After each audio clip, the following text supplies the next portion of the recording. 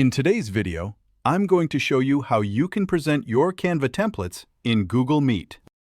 It's really simple and more professional, allowing you to easily share your presentation with colleagues, students, guides, or anyone you'd like. So it's very simple and will look more professional to share. So let's get started.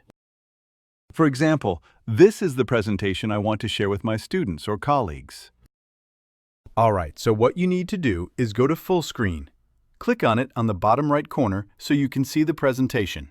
After that, go to the option Open Presenter View. Just click on it, and it will open another window designed for presenting. So after that, join your meeting with your colleagues or students.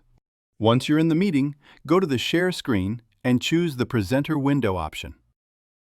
This is the method we've set up for sharing, and it helps you avoid getting distracted by or accidentally opening other windows.